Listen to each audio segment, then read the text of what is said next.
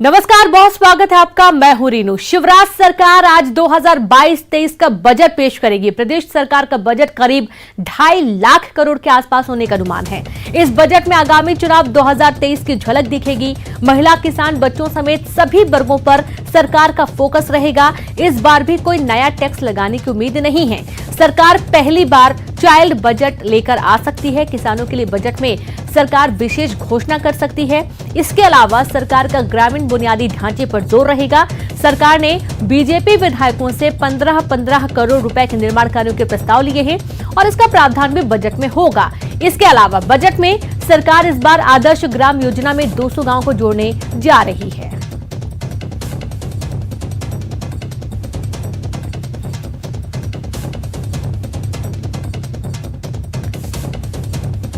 तो आज होगा शिवराज सरकार का बजट पेश। महिला, किसान, बेरोजगार और बच्चों पर विशेष फोकस होगा। चाइल्ड बजट अलग से पेश करेगी सरकार। आपको बता दें कि एमपी बजट 2022-23 में सीधे जो विधानसभा चुनाव आने वाले हैं उसकी झलक देखने को मिलेगी और कोई नया टैक्स नहीं लगेगा, ये भी जानकारी है। अगले चुनाव की बजट में झलक आपको देखने को मिलेगी। विधानसभा में आज बजट पेश किया जाना है और आज पेश किए जाने वाले बजट से जो आम जनता है उसको काफी उम्मीदें लगी हुई हैं। तो सभी वर्गों का विशेष ध्यान रखे जाने की बात कही जा रही है।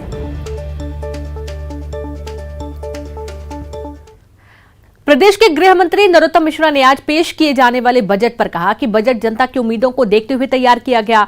बजट में गरीब, मजदूरों और सभी वर्ग के लोगों का ख्याल रखा गया।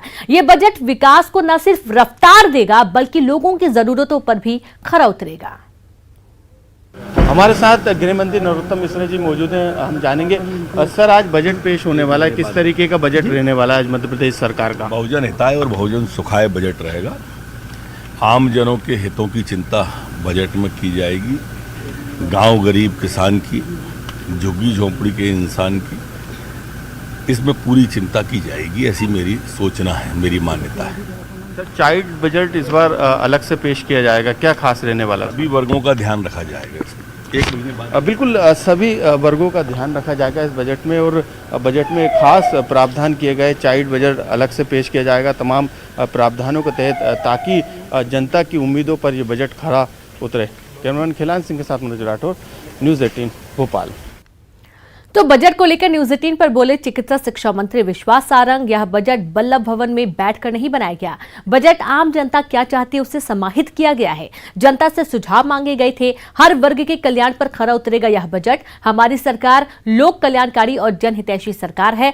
हर वर्ग का बजट में ध्यान रखा गया है।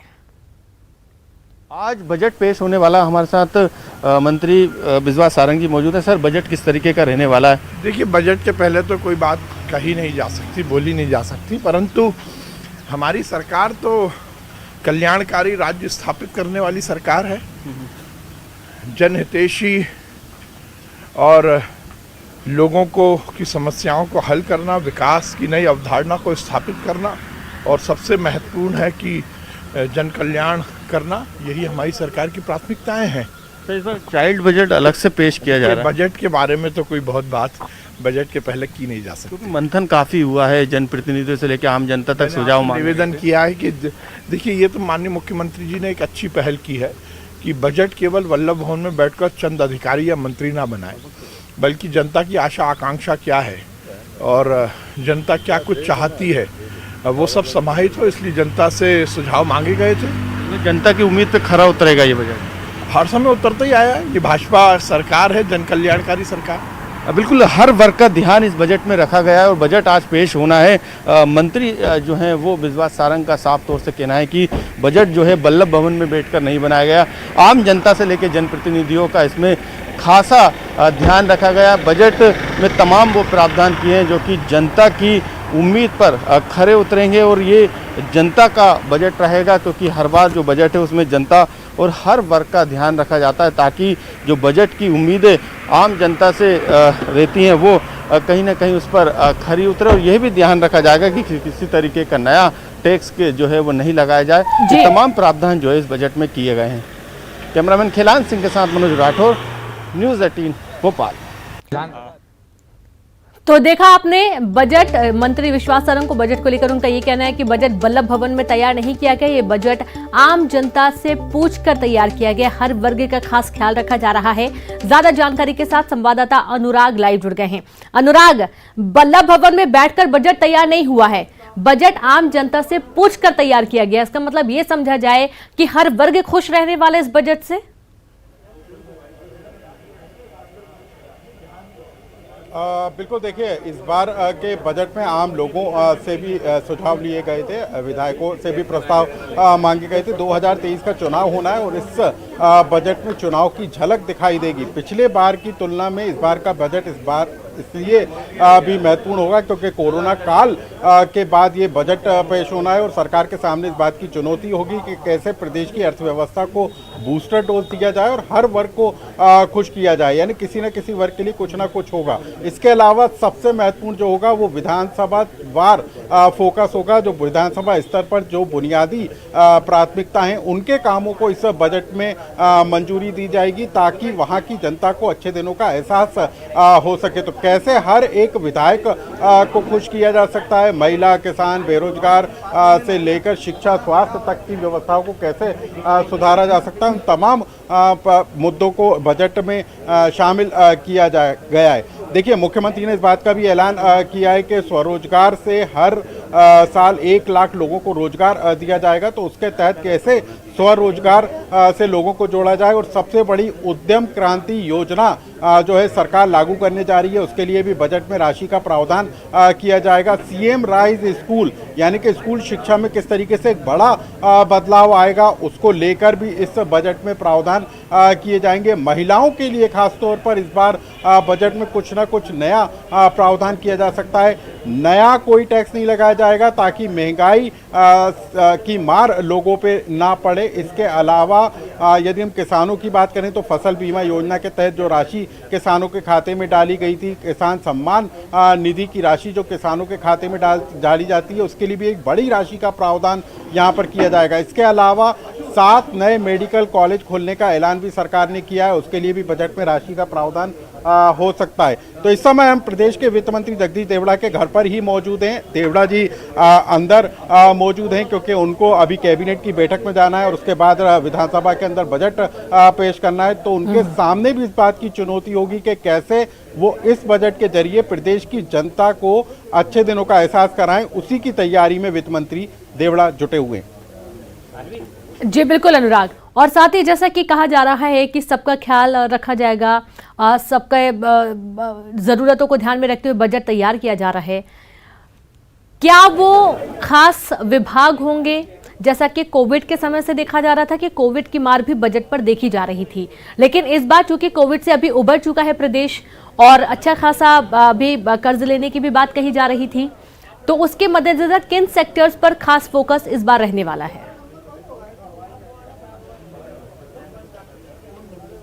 बिल्कुल, देखिए स्वास्थ्य के लिए यदि हम बीते बजट की बात करें तो उसमें भी एक बड़ी राशि का प्रावधान किया गया था, लेकिन सीएम राइज स्कूल को लेकर स्कूल शिक्षा विभाग के बजट में एक बड़ी राशि का प्रावधान किया जाएगा। किसानों के लिए कृषि विभाग के बजट में बड़ा प्रावधान किया जाएगा। ओबीसी, एससी, एसटी वर्ग के लिए भी सरकार इस बजट में कुछ ना कुछ नया ऐलान जरूर कर सकती है। इसके अलावा किस तरीके से जनजातीय क्षेत्रों को डेवलप करना है, वहाँ पर किस तरीके का विकास होगा, उसके लिए भी राशि का प्रावधान होगा। और कहा यह जा रहा है कि चाइल्ड बजट, आप ये देखिए, बजट से पहले यहाँ पर प्रसाद चढ़ाया गया है और चाइल्ड बजट भी जो है पेश किया जाएगा। इस बार अलग से चाइल्ड बजट लाया जाना है।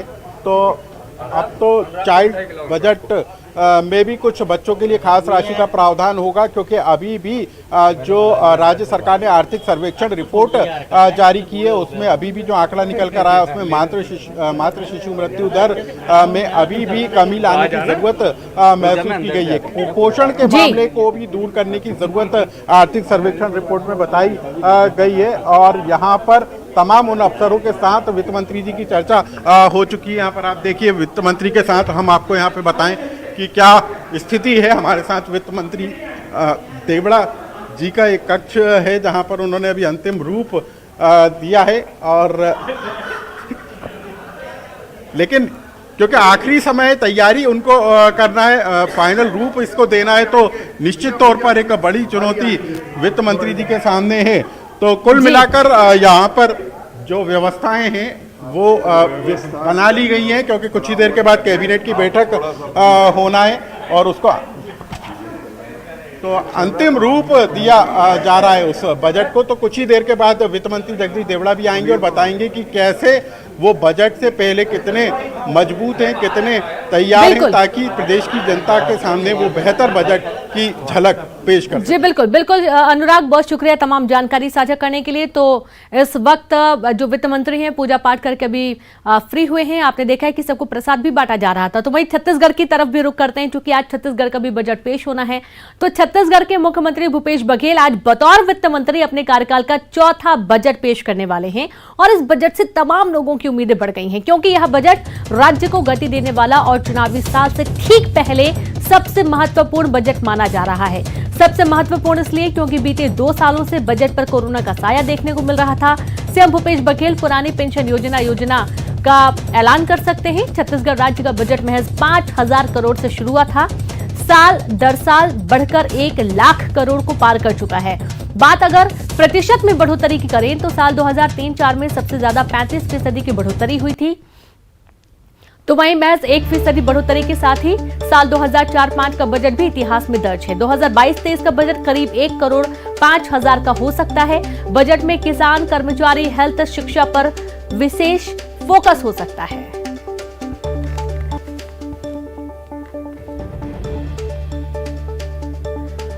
तो आज पेश होने जा रहे बजट में क्या कुछ खास देखने को मिल सकता है, ज्यादा जानकारी के साथ संवाददाता युगल लाइव जुड़ गए। युगल, आज जो बजट पेश होने जा रहा है, कहा जा रहा है कि सीधे सीधे जो विधानसभा चुनाव है आगामी, उसकी झलक इस बजट में देखने को मिलेगी। ज्यादा फोकस जो रहेगा वो आम जनता पर रहेगा। जी बिल्कुल रेनू, जो मुख्यमंत्री भूपेश बघेल चौथा बजट अपना पेश करेंगे बतौर जो वित्त मंत्री के रूप में, और जिस तरह से कयास लगाया जा रहा है कि शिक्षा, स्वास्थ्य, कर्मचारियों के हितों को लेकर के, युवा वर्ग, इसके अलावा अगर कहा जा सकता है किसान हितैषी बजट होगा। सभी वर्गों को साधने की कोशिश राज्य सरकार लगातार करते आ रही है और इस बजट में भी यही कयास लगाया जा रहा है कि सभी वर्गों के हितों को ध्यान में रखते हुए बजट है वो यहाँ पर पेश किया जाएगा। विशेष करके शिक्षा को लेकर के भी विशेष प्रावधान है और तो उसके लिए भी बजट में प्रावधान रखा जाएगा, यही उम्मीदें लगाई जा रही हैं। और सबसे बड़ी बात यही है कि जो पुरानी पेंशन योजना की जो मांग को लेकर के लगातार कर्मचारी मांग कर रहे थे, तो संभावना ये भी जताया जा रहा है कि बजट में उसका भी प्रावधान होगा। जो है 1 नवंबर 2004 को एक निर्णय लिया गया था। रोकना चाहेंगे आपको यहाँ पर युगल, आपके पास फिर लौटेंगे। एक तरफ फिर से भोपाल का रुख करेंगे। वित्त मंत्री जगदीश देवड़ा पूजा प्रार्थना कर रहे हैं, देखिए तस्वीरें।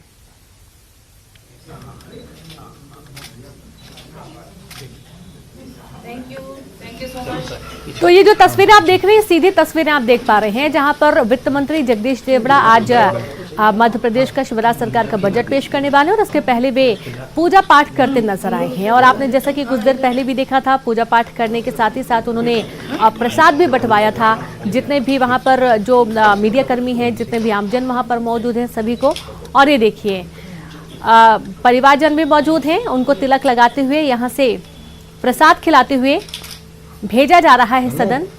जो बजट पेश किया जा रहा है, बजट कई मायनों में काफी खास है और जो भी अपनी घरेलू परंपराएं होती हैं उसे पूरा करते हुए मध्य प्रदेश के वित्त मंत्री जगदीश देवड़ा पूजा प्रार्थना करने के साथ ही यहां से निकल रहे हैं।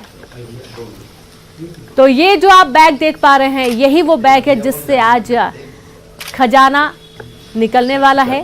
बजट का जो पिटारा होगा वो खुलने वाला है। नहीं अभी ये तो हो गया भैया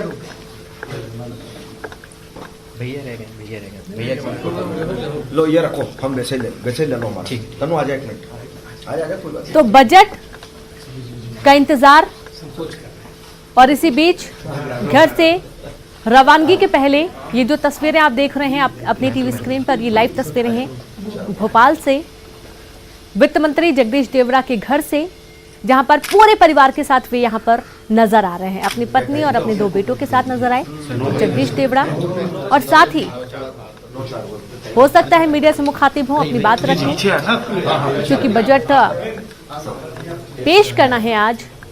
और ये बजट कोई ऐसा वैसा बजट नहीं है, सीधे मिशन 2023 को फोकस करते हुए बजट तैयार किया गया। और जैसा कि मंत्री विश्वास सारंग का भी कहना था कि वल्लभ भवन में तैयार नहीं किया गया ये बजट आम लोगों से पूछकर उनकी राय जानकर तैयार किया गया है। तो ये जो बैग आप देख रहे हैं अपनी टीवी स्क्रीन पर, यही वो पिटारा है जो कि आज खुलने वाला है। और किन के लिए क्या क्या निकल कर आता है ये भी देखना होगा। युवाओं से लेकर किसान तक, बेरोजगार से लेकर आने वाला क्या कुछ खास है आज, क्या कुछ सौगातें मिलने वाली मध्य प्रदेश सरकार का यह बजट जनता की भावनाओं के अनुरूप बजट होगा, जनहित का बजट होगा। और इस बजट में सभी वर्गों का विशेष तौर से ध्यान रखा जाएगा।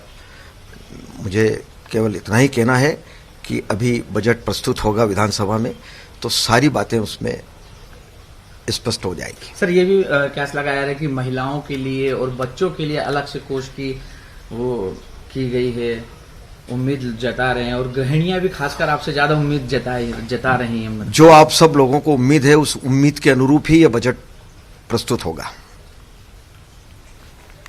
धन्यवाद।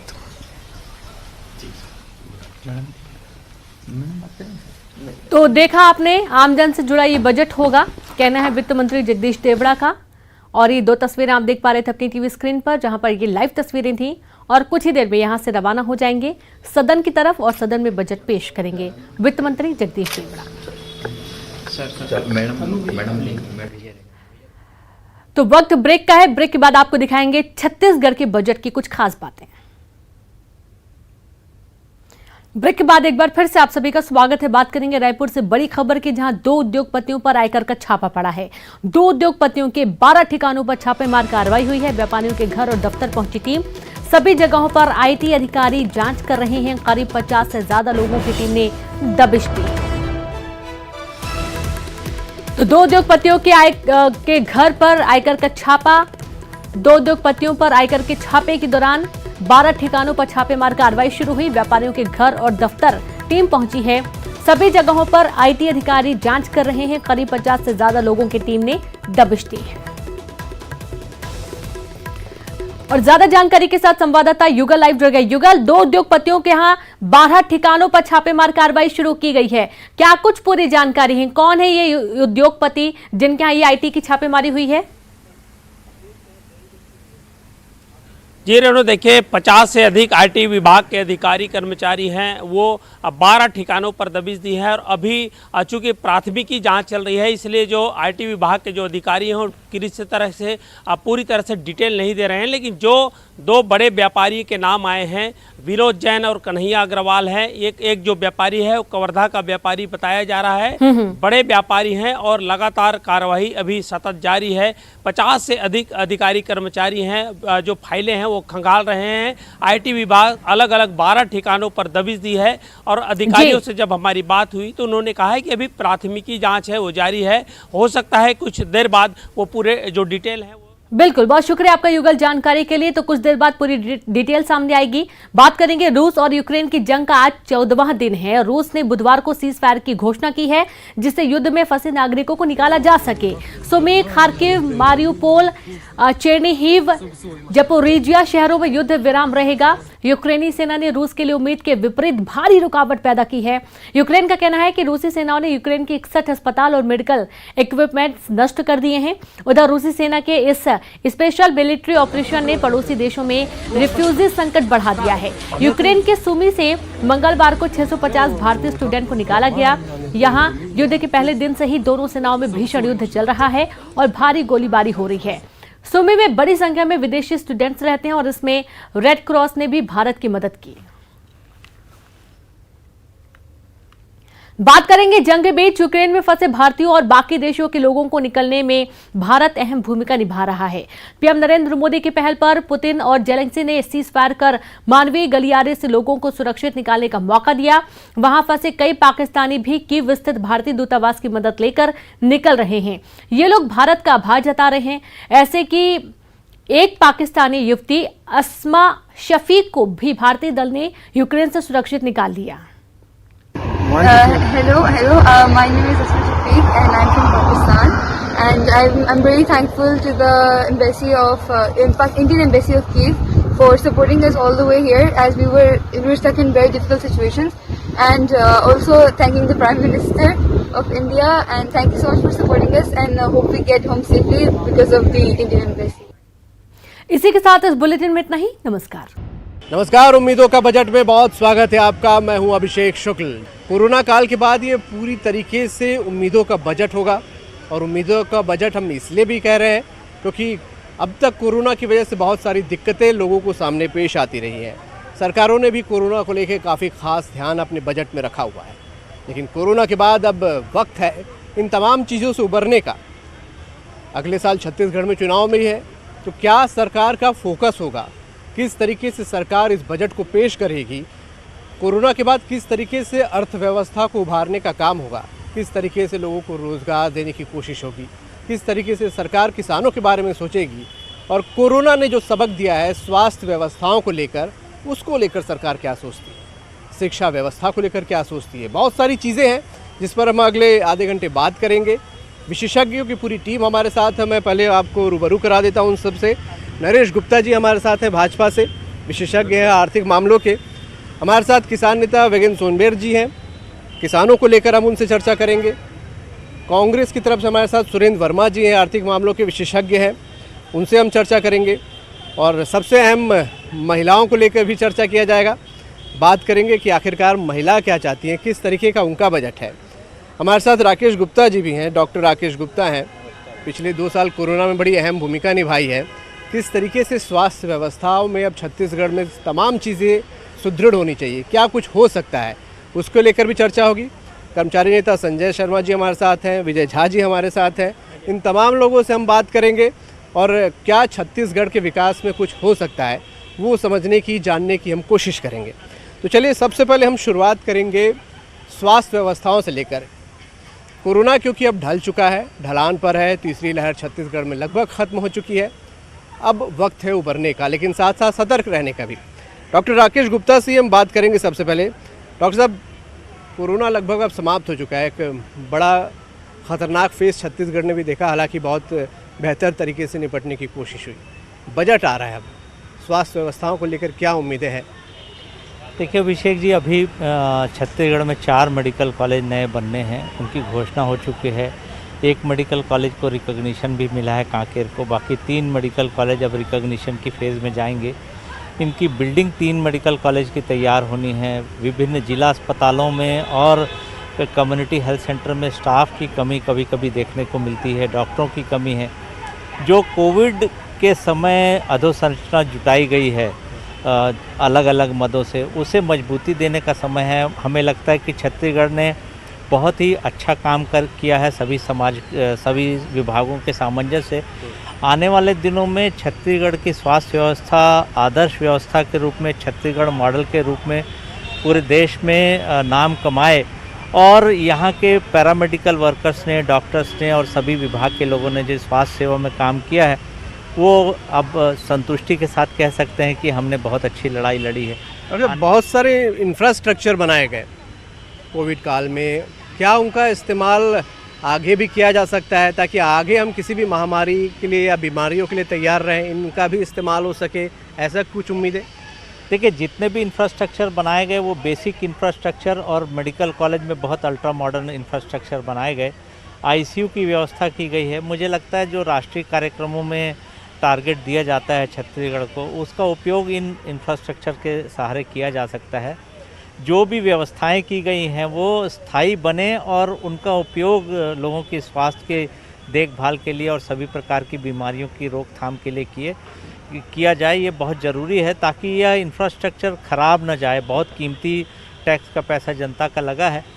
डॉक्टरों को और पैरामेडिकल वर्कर्स को हमारे इंफ्रास्ट्रक्चर में एकोमोडेट करने की ज़रूरत है, ताकि जो इंफ्रास्ट्रक्चर बनाया गया वहाँ पर संसाधन, यदि मानव संसाधन जुटे रहेंगे तो वो काम भी आएंगे, अन्यथा ये सेटअप पूरे बेकार हो जाएंगे।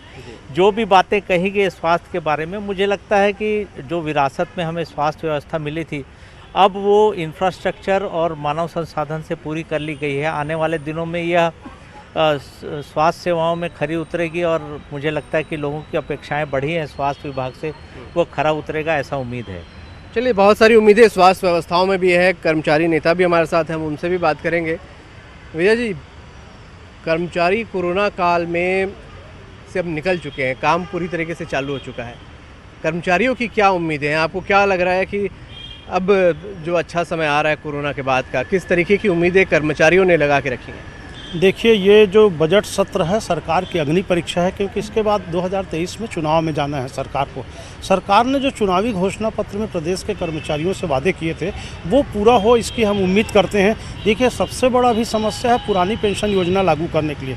मुझको इस बात का बड़ा गर्व है कि हमारे मुख्यमंत्री जी भाजपा शासन के जो भी गलत नीति है केंद्र सरकार के, उसका विरोध करते हैं। अटल जी के सरकार में 2004 के बाद पेंशन योजना बंद हुई थी, उसको चालू करना चाहिए। और उनके कांग्रेस शासित राज्यों में आप देख लीजिए कि राजस्थान में आपके अशोक गहलोत जी, झारखंड में हेमंत सोरेन जी लागू कर चुके हैं। कुल मिलाकर के छत्तीसगढ़ में भी लागू होना चाहिए और ये पहला मांग है जिसमें कर्मचारी और सरकार दोनों को लाभ होगा। कम से कम प्रति माह 14 करोड़ रुपया, जो 10% अंशदान सरकार दे रही है, अंशदायी पेंशन योजना। एक परसेप्शन सा बनता है कि कर्मचारियों को सरकार देती है लेकिन वो कर्मचारी संतुष्ट नहीं होते। अभी 5 डे वीक को लेकर जो थोड़ा विवाद चल रहा था कि 5 डे वीक आप लोगों को दिया गया, उसके बाद भी संतुष्ट नहीं हो रहे, तो ऐसा क्यों, ऐसा परसेप्शन बनता है?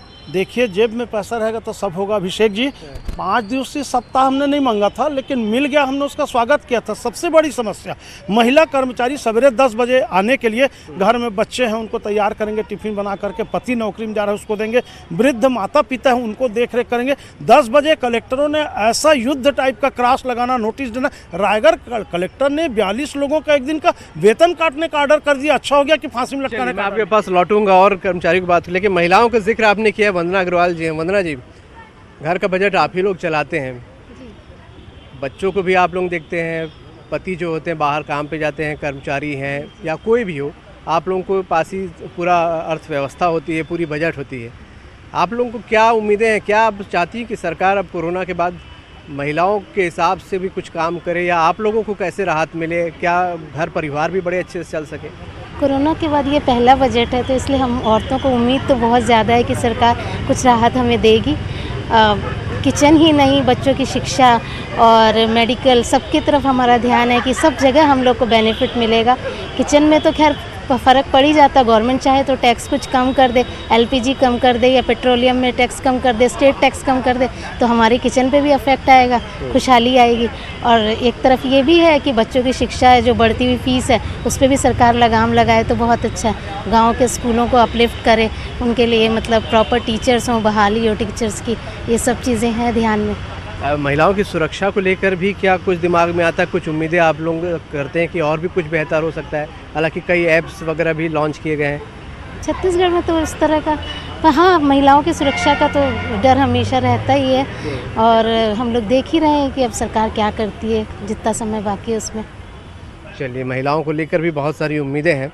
हमारे साथ किसान नेता भी हैं। छत्तीसगढ़ अब क्योंकि किसानों पे फोकस्ड है और किसानों के लिए काफ़ी कुछ किया जाता है, छत्तीसगढ़ मॉडल की भी बात होती है, तो किसान नेता से पूछ लेते हैं, किसान क्या उम्मीद लगाकर बैठ रहे हैं, क्योंकि ये कि सरकार ही किसानों की सरकार मानी जाती है? देखिए, निश्चित तौर पे ये धारणा तो बनी हुई है कि छत्तीसगढ़ की सरकार किसानों की सरकार है, परंतु कथनी और करनी में अंतर आ रहा है। सिर्फ सरकार जो है समर्थन मूल्य में 45 दिन ही धान खरीदती है और 10.5 महीना जो है किसान अपने धान को बिचौलियों के हाथ में बेचने के लिए मजबूर होता है। तो ये कथनी और करनी में ये अंतर। आज छत्तीसगढ़ में पूरे किसान लामबंद होकर आंदोलन की ओर अग्रसर हो रहे हैं। बजट में आपको क्या लगता है, क्या आपको आपके लिए प्रावधान करने चाहिए कि आप लोगों की जो और भी कुछ डिमांड्स हैं, जो दिक्कतें हैं, वो दूर हो?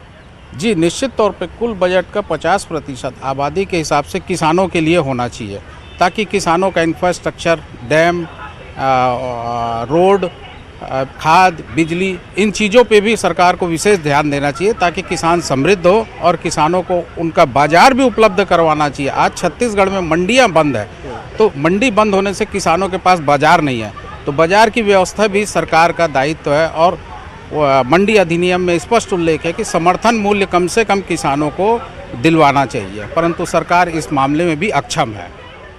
चलिए, किसानों की अपनी समस्याएं हैं, बहुत सारी उम्मीदें हैं।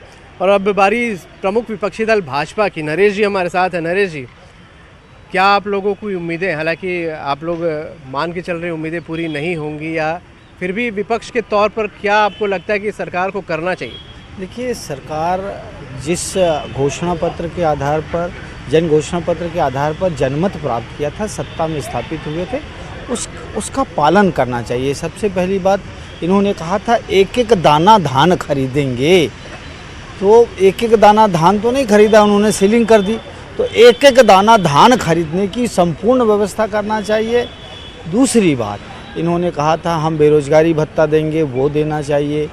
और सबसे बड़ी चीज़ जो है, छत्तीसगढ़ में जो 25 रुपया टन कोयले का ऊपर से पैसा ले रहे हैं, या तो ऊपर से जो पैसे राजनेता ले रहे हैं उसको वैध मान लें, या सरकार के खजाने में ले आएँ। साहब, सरकार का खजाना खाली हो चुका है। सरकार से एक और अनुरोध है, ये तो पॉलिटिकल चीज़ें हैं और रूटीन के कामों के लिए सरकार से अनुरोध है कि स्ट्रिक्ट डिसिप्लिन होना चाहिए सरकार पे। Finance discipline as such collapse हो गया है स्टेट में, वर्किंग कल्चर ही ख़त्म हो गया है। So far as the finance is concern, आप फाइनेंस को ऐसा नहीं चला सकते किसी के हियर से पर।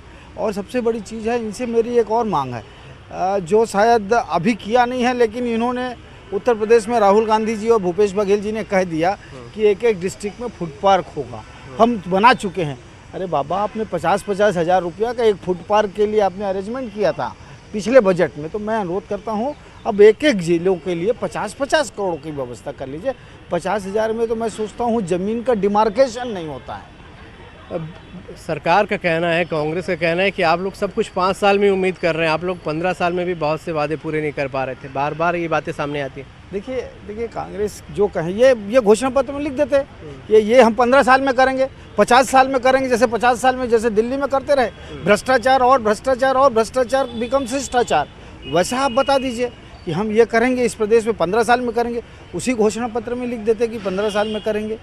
और सबसे बड़ी चीज़ है, ये सरकार को जनता से कोई मतलब नहीं है। इनको रायपुर शहर का या आसपास के विकास की क्या स्थिति है, इंफ्रास्ट्रक्चर में डेवलपमेंट ख़त्म हो गया है, कोई स्थिति नहीं रह गया। और मैं सरकार से मांग करता हूँ, कोरोना काल में जो खर्चे किए हैं उसके लिए श्वेत पत्र इस सत्र में जारी करना चाहिए कि क्या क्या पैसे हैं। और सरकार को ये घोषणा करनी चाहिए कि वो राइट टू इन्फॉर्मेशन, सारे इन्फॉर्मेशन दें। साहब, आपने पैसा खर्चा कर दिया, उसकी जानकारी देने में जान माल की हानि कहाँ है। और सबसे बड़ी चीज़ जो है, एक भारत टेलीनेट का प्रोजेक्ट चल रहा है छत्तीसगढ़ सरकार में, पूरे हिंदुस्तान में चल रहा है। उस पर यहाँ पर 85 करोड़ रुपए, मेरा पूरा आरोप है मुख्यमंत्री और उनके मंत्रिपरिषद पर और काम करने वाले अधिकारियों पर, 85 करोड़ रुपए का जो पेनाल्टी माफ़ किए हो, तत्संबंध में पूरा ब्लैक एंड वाइट में वाइट पेपर इशू करना चाहिए। मैं सरकार की भी प्रतिनिधि मौजूद है। सुरेंद्र जी, बहुत नाराज़ है भाजपा और उम्मीदें कर रही है कि इन तमाम चीज़ों को बजट में शामिल करने की कोशिश होगी, जो वादे किए वो निभाने होंगे। अभिषेक जी, सामाजिक न्याय और समृद्धि का जो छत्तीसगढ़ मॉडल पूरे देश में स्थापित हुआ है तेजी से, भारतीय जनता पार्टी की पीड़ा इसी बात पर है। ये जो आरोप लगा रहे हैं भ्रष्टाचार का, छत्तीसगढ़ की जनता ने देखा है। नान और धान के घोटाले, अगस्ता और पनामा की कमीशन खोरी, डीकेएस अस्पताल का घोटाला, नागरिक सहकारी बैंक का घोटाला, तो वो युग खत्म हो चुका है 2018 के बाद से। आज छत्तीसगढ़ में शिक्षा, स्वास्थ्य, रोजगार और आम जनता की समृद्धि ही भूपेश बघेल का छत्तीसगढ़ मॉडल है और पूरे देश में उसकी चर्चा है। जिस प्रकार से पिछले 3 बजटों में, ये चौथा बजट है अभिषेक जी, हमने देखा कि कैसे किसानों के खाते में 1 लाख करोड़ से अधिक की राशि गई, चाहे वो धान की खरीदी का समर्थन मूल्य हो, चाहे राजीव गांधी किसान न्याय योजना हो। उसी प्रकार से जो वनांचल है, 42% वन भूमि है अभिषेक जी हमारे यहाँ, 32% जनजाति की आबादी है। जिस प्रकार से अर्थव्यवस्था से वनोपज को जोड़ा गया, जिस प्रकार से वैल्यू एडिशन और उसके मार्केटिंग का जो लाभ है, स्थानीय आदिवासी महिलाओं की समिति बनाकर गोठानों के माध्यम से रूरल इंडस्ट्रियल पार्क बनाए गए, उसका पूरा लाभ स्थानीय जनता को मिल रहा है। और यही छत्तीसगढ़ की समृद्धि का मॉडल है। किसानों में समृद्धि आई है, कृषि का रकबा बढ़ा है, धान का जो खरीदी जिस पर आरोप लगा रहे हैं, 98 लाख मीट्रिक टन रिकॉर्ड खरीदी हुई है अभिषेक जी। पंजाब के बाद जो खाद्यान्न उत्पादन में छत्तीसगढ़ दूसरे नंबर पर पहुंचा है। तो ये समृद्धि का छत्तीसगढ़ मॉडल है। जी, कोरोना समाप्त हो गया है, उसके बाद अब ये बजट आ रहा है, अगले साल चुनाव भी है, क्या फोकस वाली योजनाएं रहेंगी, क्या लगता है? देखिए, सामाजिक न्याय से तात्पर्य कांग्रेस का यही है कि आम जनता की समृद्धि हो, उनको शिक्षा, स्वास्थ्य, बेहतर रोजगार के अवसर मिले और आम जनता की समृद्धि जो है वही हमारे फोकस में है। कांग्रेस का जो लड़ाई है, कांग्रेस का संघर्ष है, वो आरंभ से ही सामाजिक न्याय के लिए है। सत्ता प्राप्ति के लिए संघर्ष करने वालों को छत्तीसगढ़ की जनता ने देख लिया है कैसे वादा खिलाफी करते रहे। ये जो हमने युवाओं को सामाजिक न्याय से जोड़ने का, जो सामाजिक कार्यक्रमों से जोड़ने का हमारा जो संकल्प था, घोषणा पत्र में हमने वादा किया था। बार बार झूठ बोलते हैं कि बेरोजगारी भत्ता, इनका वादा था 2003 में, जो 15 साल सरकार में रहने के बाद पूरा नहीं किए। हमने तो जो राजीव गांधी मितान क्लब बनाया है, वो सामाजिक सरोकार में, सामाजिक कार्यक्रमों में उनकी भूमिका, उनकी सहभागिता सुनिश्चित करने के लिए हमने ये राजीव गांधी मितान क्लब का गठन किया है, ताकि शराबखोरी जैसे सामाजिक बुराइयां हैं उसके खिलाफ लड़ने में युवा अपना योगदान दे सके, और तमाम जो सरकार की योजनाएं हैं और सामाजिक कुरीतियां हैं उससे लड़ने में सरकार के साथ भागीदार हो सके।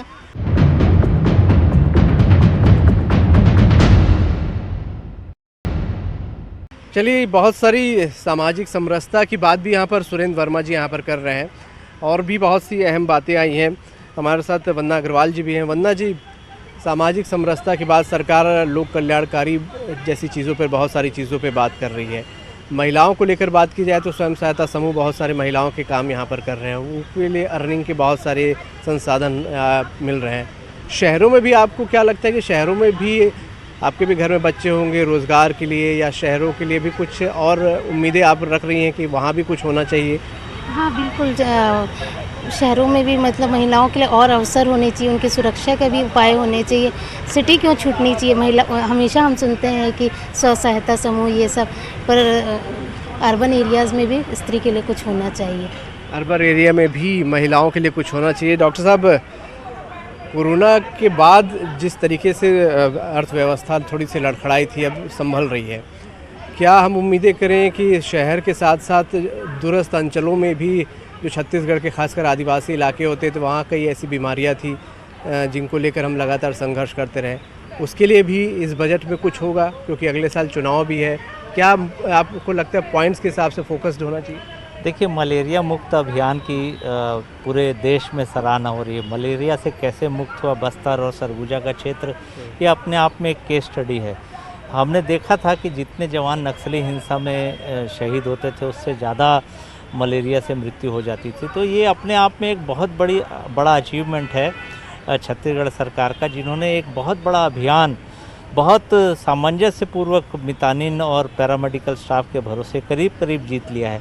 आने वाले दिनों में जो आदिवासी अंचलों में छोटी छोटी बीमारियां कुपोषण के कारण होती हैं, एनीमिया के कारण होती हैं, वो दूर करने के लिए हमें अपने पोषण से बीमारियों को देखकर जोड़ना होगा, ताकि हम ये समझें कि बीमारी आने की मुख्य जड़ जो है वो महिलाओं का और बच्चों का कुपोषण और एनीमिया से पीड़ित होना है।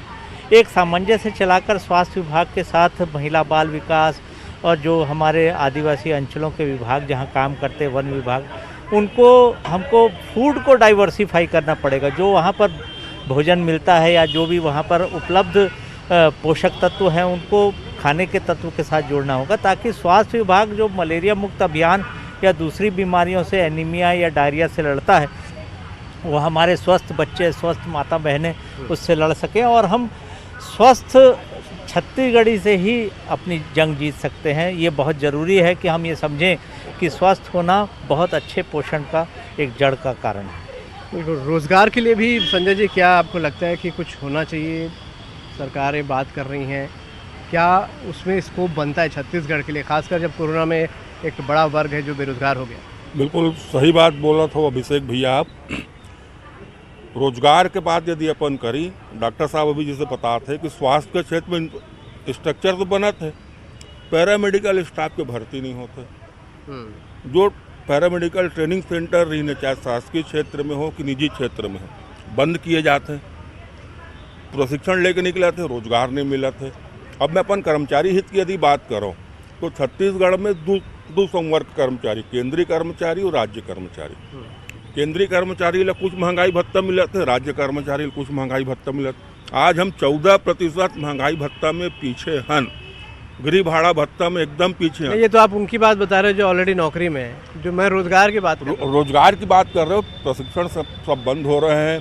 सर्वजन हिताय, सर्वजन सुखाय की बात करते हुए रोजगार उत्पन्न करना चाहिए। छत्तीसगढ़ संसाधनों से भरा हुआ प्रदेश है भाई, यहाँ रोजगार की कमी नहीं हो सके। इच्छा शक्ति की आवश्यकता है। इच्छा शक्ति की आवश्यकता है। तो ये तमाम सेक्टर्स के लोग हैं जिनसे हमने यहाँ पर बात की है, और बात करने के साथ ही उम्मीदें बड़ी सभी ने लगा रखी है, क्योंकि कोरोना का वक्त है और कोरोना के बाद से अब अर्थव्यवस्था धीरे धीरे उभर रही है, तीसरी लहर जा चुकी है। मुख्यमंत्री के पिटारे से क्या कुछ निकलता है, उम्मीदें इस बार इसलिए भी ज़्यादा लोगों ने लगा रखी है। 2023 यानी अगला साल चुनावी साल है, तो सरकार अगर किसी ख़ास मुद्दों के साथ फोकस करके या कुछ खास सेक्टर्स के साथ फोकस करके चलना चाहती है, तो यही सही वक्त है कि उसे उन तमाम चीज़ों को समेटना होगा, फोकस करना होगा। भूपेश बघेल बजट पेश करेंगे, छत्तीसगढ़ का बजट आएगा, क्या आप लोगों के दिमाग में चलता है, क्या कुछ उम्मीदें सरकार से हैं आप लोगों को? जी हाँ, बहुत सारी उम्मीदें हैं जी। वैसे तो मैं स्टूडेंट हूँ, तो मैं चाहती हूँ हम स्टूडेंट्स के लिए कुछ वो एक नया योजना निकाले। बहुत सारे हैं पता है, लेकिन फिर भी पता नहीं कैसे हम स्टूडेंट्स तक वो सारी योजनाएं पहुँच नहीं पाती है। हम रियलिटी में सच में बहुत परेशान हैं अपने करियर को लेके। अभी बीते साल जैसे कोरोना वगैरह गया, तो मतलब मोस्ट ऑफ द स्टूडेंट्स हम काफ़ी डिप्रेशन में जा चुके हैं कि अब प्रॉपर बस्तर कोंडागांव से हूँ, और फर्स्ट ऑफ ऑल मैंने डिग्री जो किया है कंप्लीट वो खैरागढ़ यूनिवर्सिटी से किया है, इंद्रकला संगीत विश्वविद्यालय से। और वहाँ के बच्चे जितने भी पास आउट होते हैं, डिग्री तो मिल जाती है हमको, लेकिन हमारे लिए गवर्नमेंट जॉब कुछ भी अवेलेबल नहीं है। आर्ट टीचर, आर्ट प्रोफेसर कुछ भी नहीं अवेलेबल है छत्तीसगढ़ में स्पेशली। सरकार से तो यही अनुरोध करूँगी कि डिग्री लेने के बाद कम से कम हमको फ्रीलांस काम करने की ज़रूरत ना पड़े। हर साल 500 बच्चे पास होते हैं वहाँ से, लेकिन एक भी बच्चों के लिए जॉब अवेलेबल नहीं है। और दूसरी बात, कोंडागांव से हूँ तो फिर मैं ये बोल सकती हूँ क्योंकि वहाँ पे ट्राइबल आर्ट का गढ़ है, वो छत्तीसगढ़ का सबसे बड़ा नाम रोशन करता है, बेल मेटल। और वहाँ की महिलाएं एज एन आर्टिस्ट बहुत कम आगे आती है। उन महिलाओं को लेके काम करना चाहिए गवर्नमेंट को, जहाँ पे पुरुष के लिए तो बहुत काम है, वो लोग करती हैं। और महिलाएं आर्टिस्ट जितनी भी है सिर्फ हेल्प। जो आम लोगों ने उम्मीदें लगा रखी है, हमारे विशेषज्ञों ने जो उम्मीदें बताई हैं, उम्मीदें लगाई है, उन उम्मीदों पर सरकार खरा उतरने की कोशिश करेगी। तो खास पेशकश में इतना ही, दीजिए इजाज़त, नमस्कार।